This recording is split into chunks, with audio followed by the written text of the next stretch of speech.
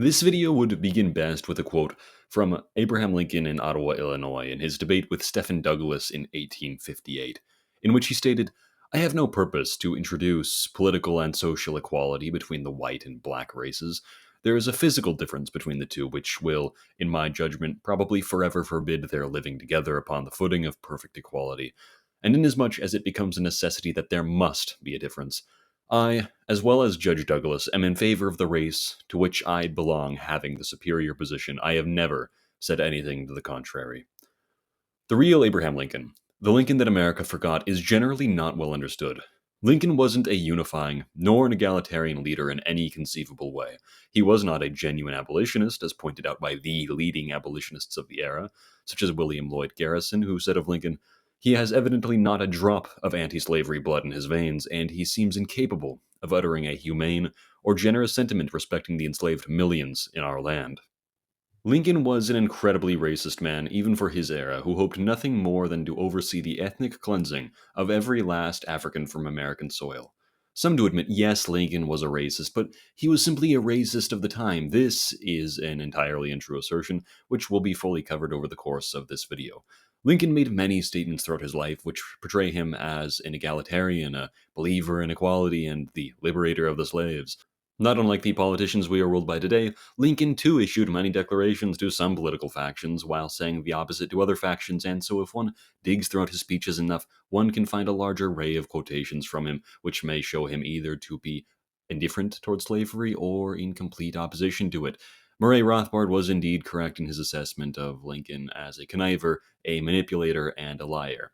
Everything you know about Lincoln is false. A book by Charles T. Pace titled Lincoln as He Really Was reveals much about the president, such as that Lincoln was not a light-hearted, shy, gentle giant, but even from his earliest years an incredibly disturbed and morose individual who went as far as to murder his own father's dog when it was barking too loudly.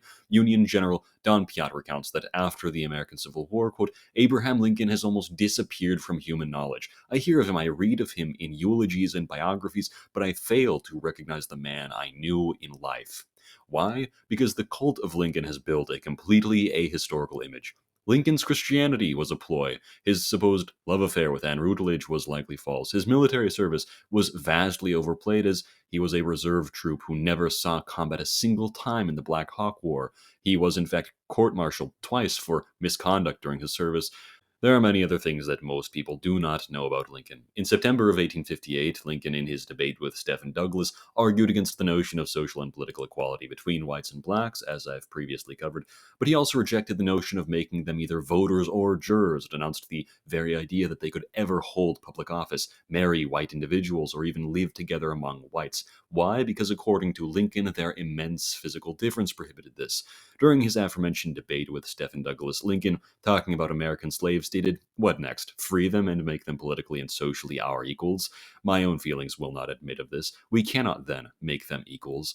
Addressing Southern planters, Lincoln stated, "When they remind us of their constitutional rights," referring, of course, to their supposed right to own slaves, he went on, "I acknowledge them, not grudgingly, but fully and fairly, and I would give them any legislation for the reclaiming of their fugitives, which should not, in its stringency, be more likely to carry a free man into slavery than our ordinary criminal laws are to hang an innocent one."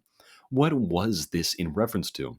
Nothing other than Lincoln's official endorsement of the Fugitive Slave Act of 1850, which was purposed to, as Lincoln himself says, reclaim fugitives. In other words, to reclaim runaway slaves using federal resources. Clearly, this was more than just rhetoric. This was Lincoln in action, showing the American people what he stood for. Why then, in 1854, did Lincoln oppose the expansion of slavery to the new American territories? Was it due to a personal opposition to slavery on moral grounds? No, it was instead because, in Lincoln's opinion, the presence of plantations would take up space which would be much better well spent as land for white wage laborers, who Lincoln didn't want to enter into competition with black chattel slaves. Lincoln didn't care for the welfare of black Americans. Instead, Lincoln was always regarding what was in the interest of the white man, so to speak. If anybody doubts this, they can simply take it up with Lincoln's official statements. In another reply to Stephen Douglas, Lincoln stated, "Whether slavery shall go into Nebraska or other new territories is not a matter of exclusive concern to the people who may go there. The whole nation is interested that the best use shall be made of these territories. We want them for the homes of free white people. This they cannot be to any considerable extent if slavery shall be planted within them."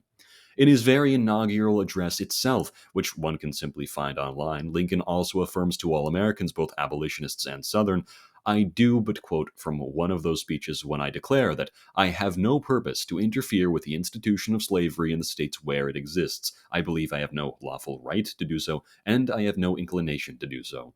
One of Lincoln's closest political allies, Lyman Trumbull, endorsed by the president himself in Trumbull's run for public office, pointed out that in the opinion of the Republican Party, which do not forget Lincoln was a part of, slavery had to be abolished because it created competition for white laborers, not because it was a moral evil and not for the welfare of the chattel slave. What of the Emancipation Proclamation, then? Doesn't this show that Lincoln changed his mind regarding slavery later on? No, this measure was simply a wartime punishment for the South, a war measure in Lincoln's own words within the 1863 Proclamation, where he stated, I, Abraham Lincoln, President of the United States, by virtue of my power as Commander-in-Chief during a time of rebellion, as a necessary war measure to suppress said rebellion, do hereby proclaim, ... So goes on the rest of the proclamation. It is as clear as day. The Emancipation Proclamation was intended to be a punishment for the South for seceding, whose economy was entirely reliant on the planter class. In practicality, the proclamation, of course, couldn't be implemented in the South because the North had no jurisdiction over it since it was literally at war with it, and the Emancipation Proclamation meant nothing for the North, as was pointed out by the New York World, which published an article stating the exemption, which the proclamation made to the accessible parts of Louisiana, Tennessee, and Virginia, renders the proclamation not merely futile, but ridiculous.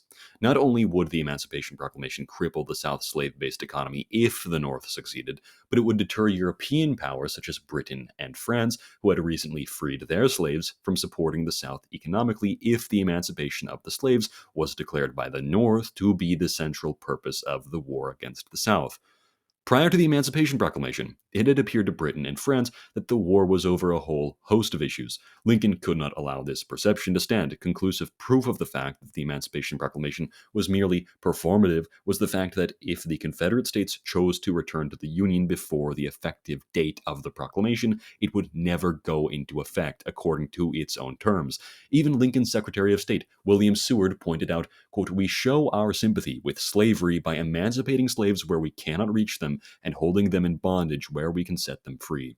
During the war, blacks served as slaves for the Union Army, as they were forced into labor roles by Union troops, oftentimes under living conditions worse than what they had found themselves under during slavery, which included working in plantations that had been seized by Union soldiers. Slave quarters were pillaged by Lincoln's troops, and blacks were threatened with violence and death when they would not hand over hidden plantation valuables. In one case, Union Army leaders removed the bridges across the stream before freed slaves could cross behind them, explicitly ordering to, quote, not let a Negro cross, unquote. They abandoned them without any food or resources as dozens drowned in the creek trying to flee Confederate scouts. This was all while, as demanded by Lincoln's own Militia Act of 1862, black soldiers in the Union were given effectively $7 per month, almost half of what white Union soldiers would earn. What was to happen to the freed former slaves, who now had no home and nowhere to turn to other than a government which refused to even consider black citizenship? Lincoln offered an absolutely horrifying perspective, which the general public usually knows to some degree but attempts to overlook in favor of the more palatable parts of his administration.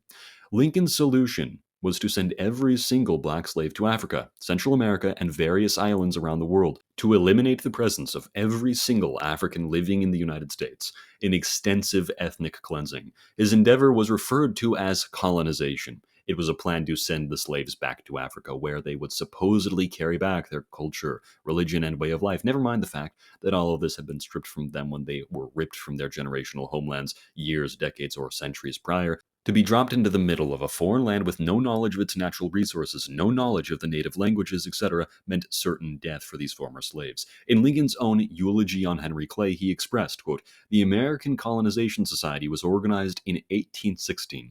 May it be realized, it will indeed be a glorious consummation. The reader would do well to take all of that in. What Lincoln is stating is that he believes that it would be a glorious consummation to remove every last African from the United States, that ethnic cleansing was not only necessary, but glorious.